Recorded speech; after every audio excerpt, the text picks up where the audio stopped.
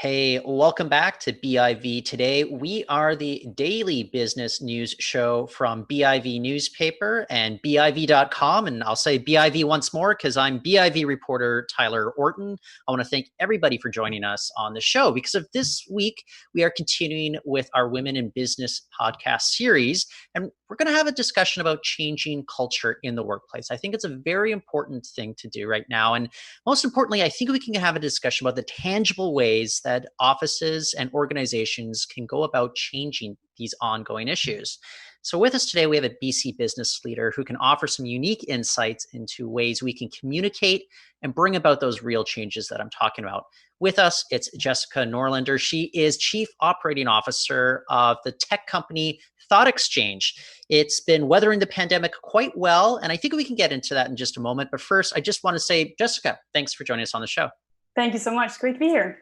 So first up, Thoughexchange, you guys are based in Rossland, but it's very much a remote company. So you guys have been able to adapt to the pandemic quite easily. And I also want to point this out. You guys have developed a platform specifically for communications. And I'm wondering if you can explain how it works and how it can be applied to furthering very important discussions that are going on right now.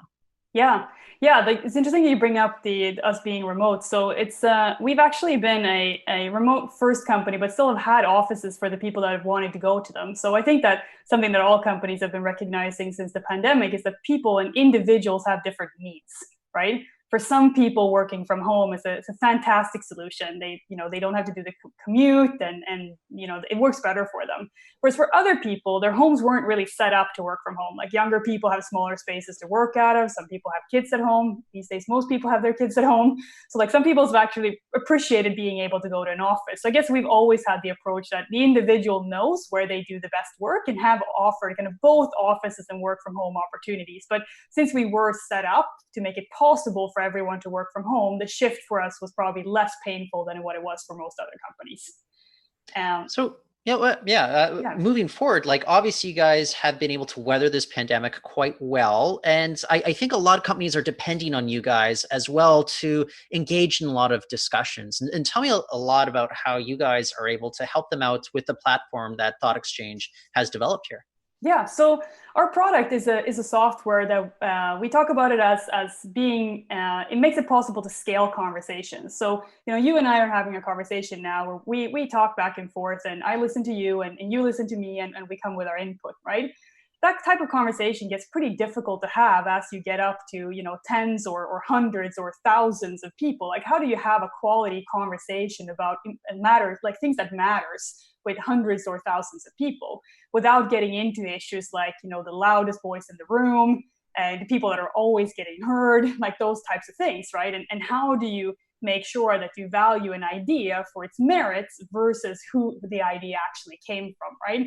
And these are, biases that we're struggling with across society in every time humans interact. So really what the platform is built around is the opportunity for a leader to ask an open-ended question to trigger scaled conversations with 10 or 100 or 1,000 people. And more or less how it works is that the leader sends out an open-ended question. Each participant in this exchange gets the opportunity to answer with their own words to this question. And then you get introduced to the thoughts of the other people that are participating. So it lets you consider the thoughts of other people and rate them between 1 to 5. And in that way, the group crowdsources the ideas and the thoughts in this exchange that is the most important for the group. So the leader gets more or less a prioritized insight into the thinking of the entire group and gets to access the collective intelligence of that group without the bias that comes with this happening in a way where an idea is connected to the individual, because the entire process is confidential and you don't disclose who you are as part of the scaled conversation. Well, you describe it as crowdsourcing these ideas, and I think that's a great description for it. And obviously, I think there's going to be a lot of ideas that need to be crowdsourced at the outset of this pandemic. A lot of people were talking, but I think globally, we were also having new discussions about diversity, especially in the wake of the George Floyd killing. Tell me a little bit about how you guys are able to kind of really seize on the moment that we're facing right now amidst this pandemic.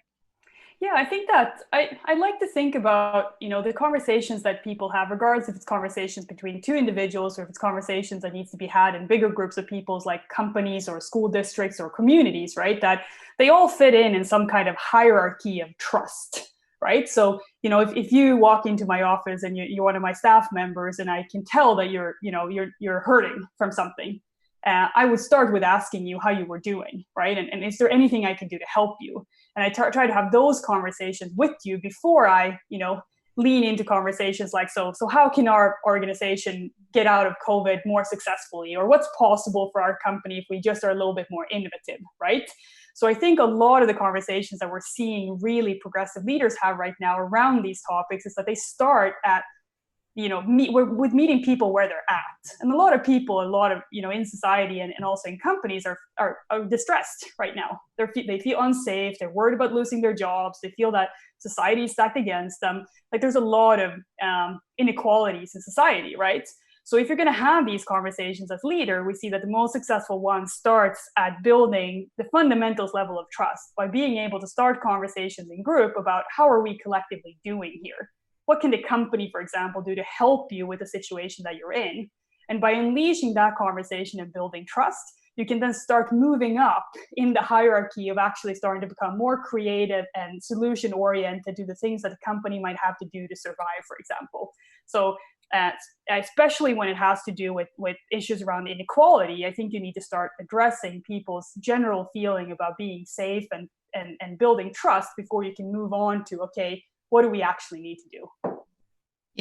And I think it's sometimes forgotten, or at least too often forgotten, though. But inclusivity, equality within the workplace, it is good for business, is it not?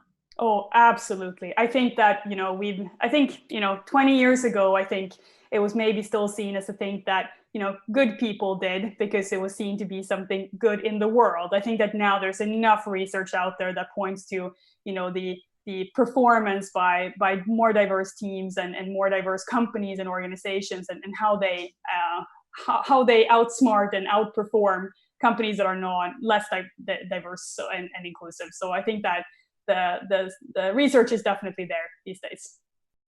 I was having a discussion earlier in this week as part of this series about how maybe the pandemic has given businesses and organizations an opportunity, even though things are very uncertain right now, but an opportunity to kind of, shake up the playing deck to a certain degree, make things different, moving forward into a new future. Do you get that sense that those questions about diversity, about inclusion, especially when it comes to gender, workplace, culture, that's really on the table right now in a way that maybe we haven't seen it in previous years? Yes and no. I think that it depends on what side of the table you're on, I Okay. guess.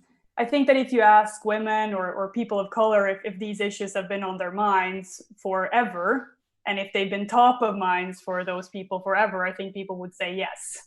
Are they now top of mind for everyone? I truly hope so, right? So I guess it's a typical yes and to answer to that question. But I think that definitely it's encouraging to see that maybe we have an opportunity now to actually drive irreversible sustainable change in some of these areas. So then, what are some of the challenges that we're still facing, especially when we come and have a discussion about, say, workplace culture and be more inclusive of say, genders? Yeah, so I think that a lot of this is my personal perspective, that I think that if we look at the Western world today, and if we look at it from a gender perspective, I think that very few people are consciously biased against women. I think, of course, we still have pockets of that, but I think that most of the bias that we're seeing is unconscious, right? And I think that a big part of addressing is accepting that we all are unconsciously biased. And it's not something that, since it is unconscious, it's not something that you can just immediately address. It's something that you have to work with over time and put processes and systems in place to help you, right? Because if you go to, and if I take our product again as an example, if you go into a large meeting with 50 people in the same meeting, you kind of probably as a leader already know who you're going to hear from in this meeting, right? And then you also, if you're aware of unconscious bias, you know that as a leader, you might actually value ideas and opinions from different people differently, depending on who they are. If they're Black women or if they're white men, if they have high seniority, if they're young, if they're old. Like all of these biases come into place when we try to evaluate the opinions and thoughts and feelings of other people, right? But if we are aware that we have these unconscious biases, we can use technology, for example, and platforms and training to actually address some of those biases and help us alleviate them, right? And I think that that's really where the confidentiality of the platform, comes into play. That any idea could come to the top as the highest ranked from the group, regardless of who it came from. Which I think is a pretty powerful thing to be able to do in a society that is, in my opinion, inherently biased. That anonymization might actually help things change for the better, right? Yeah, I think so. I think that most people that I think argue today for that you can have a completely inclusive and equitable conversation without anonymity, I think that they underestimate the power of unconscious bias and how we're, as humans, we haven't gotten as far as we think in this regard yet.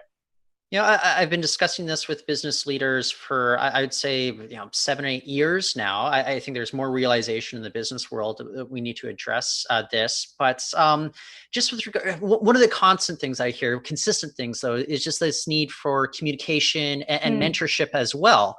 But I do wonder though, if more people are feeling a little bit siloed because of the pandemic, there's more of that remote working going on, maybe fewer opportunities for people to get that kind of one-on-one mentorship. Is that something that we should be aware of? Are there ways for us to be able to address that particular issue? Yeah, that's interesting, actually. It's something I've been thinking about a lot. And there's actually quite some research available in this area too, that like if you move from a kind of a face-to-face environment into a remote environment, it's very easy for the groups that were already in to stay included. And the groups that were not included are going to have an even harder time to get included when you move to a remote environment, because existing relationships seems to be relatively easy to maintain and continue to build as you move into a virtual environment. But it seems to be harder to build brand new relationships with people that you weren't close with to start with.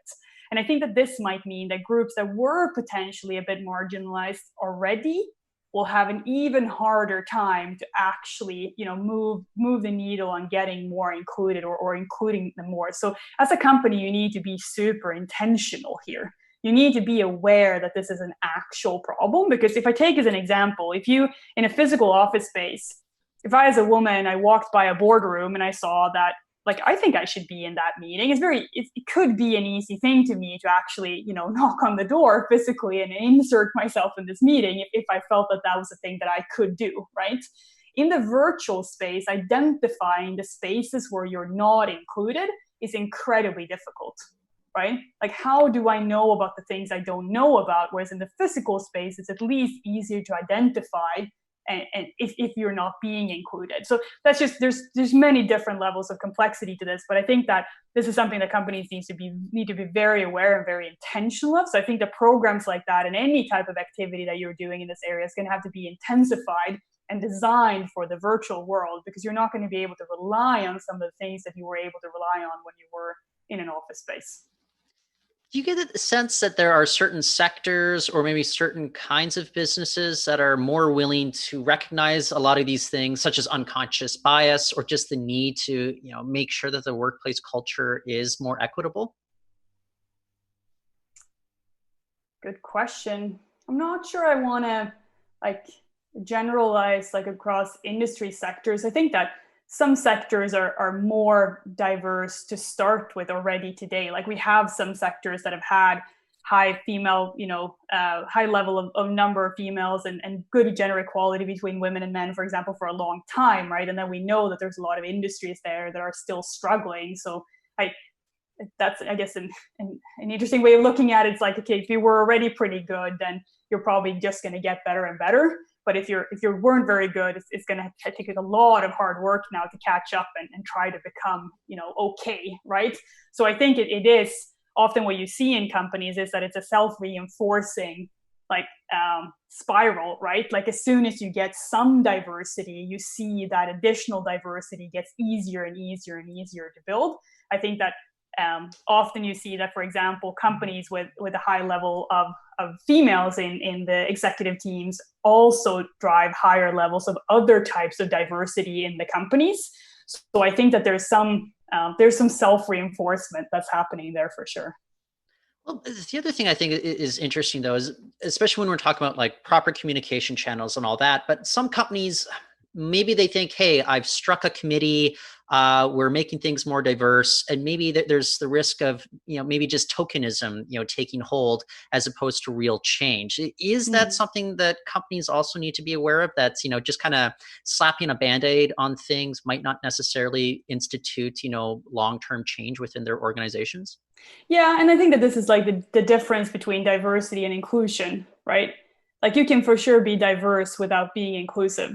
And I think that that's when tokenism comes into it for me, right? Okay, we have a board and now we have one or two women on our board, and all of a sudden we feel that we might be diverse, but are we really inclusive? And inclusivity to me has to do with every individual being really able to contribute that unique perspective that they're bringing, right? So if we have an organization where we have 50% men and 50% women, but women aren't able to contribute the unique perspectives that they might have because of who they are, and the same goes for other types of diverse group, age or whatever it might be, right? Like if those groups aren't able to properly feel included, feel heard, and able to contribute their diverse perspectives, then you haven't really gained anything with diversity, right?